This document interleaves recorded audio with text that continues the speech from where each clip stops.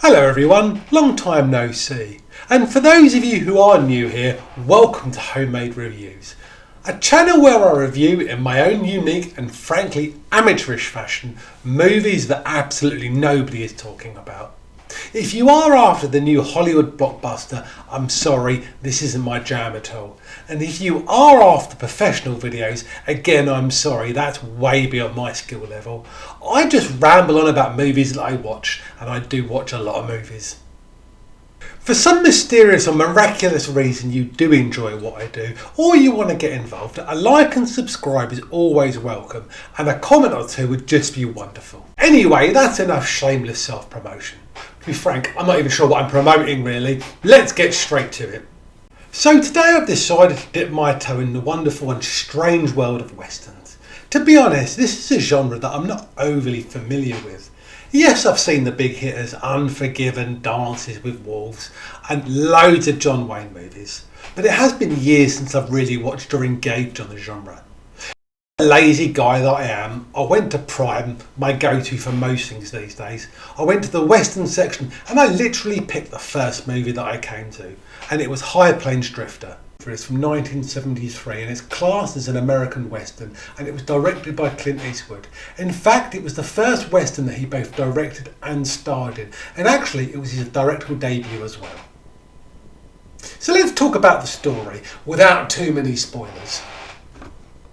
Well, it starts with a nameless stranger who rides into the town of Largo. The nameless, opportunistic, anti-hero stranger is played by Cllint Eastwood, and so far, so very, very generic. Now, within 15 minutes of the running of this movie, this stranger has already killed 3 people. Then he promptly goes on to rape a young woman.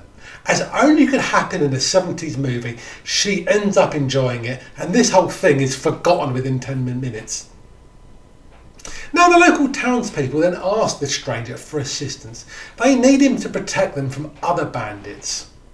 And because of this, they kind of let him do what he wants to do free of charge in this town. Now the stranger agrees, but he's kind of harbouring a secret himself. But is this nameless stranger really a town saviour, or is he something else? Now certainly the town of Largo will never be the same again.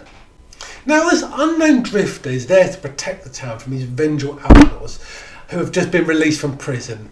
But soon it really is revealed that this is more about Judgment Day for the townsfolk of the towns themselves, who have past sins they must answer for.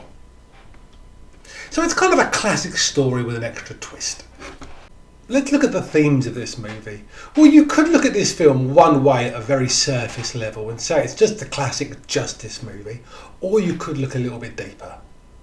Now we have themes of revenge running all the way through the movie.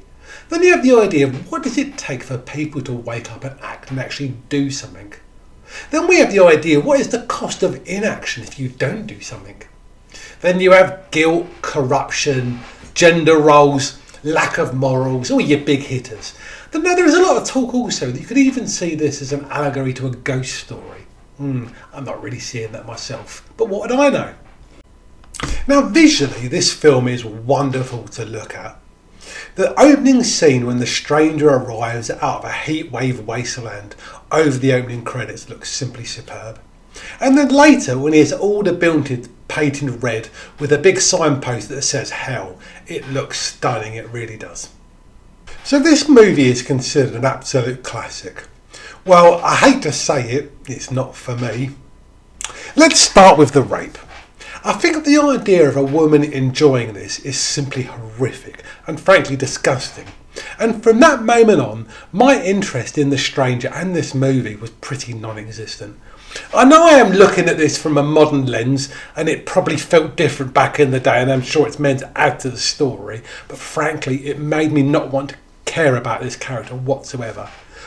I do appreciate he's meant to be an agent of chaos, but to me very off-putting. And the fact that it's done, dusted and never referred to again, I'm not sure the point of it was. What are the filmmakers trying to say here? If you know, please let me know, because I couldn't work it out. Now the story itself is nothing new. I found it kind of lagged in places. The dialogue was clunky. I think it was trying so hard to have a different spin on the genre that it just didn't work for me. To what end does a film need to be different? There's a lot of talk about how this movie offers really rich character development. I didn't see it. And then there's all these challenging relationships I read about. I didn't see that either. I just didn't get this film at all. To me, it was misguided, it was misjudged, it was a bit of a snooze fest. I just didn't like it. But hey, as I mentioned, what do I know? This is just an opinion. What are your thoughts? I'd love to know what I'm missing here. Perhaps I just watched it in the wrong frame of mind. Perhaps as an introduction to a Western, I didn't get this one right. Perhaps I need to build up to it. Who knows? You tell me. Anyway, that's enough waffle from me. Thanks very much for joining and listening. I really appreciate it. A like and subscribe is always welcome. I'm going to be quiet now and I'll see you all in the next one. Bye.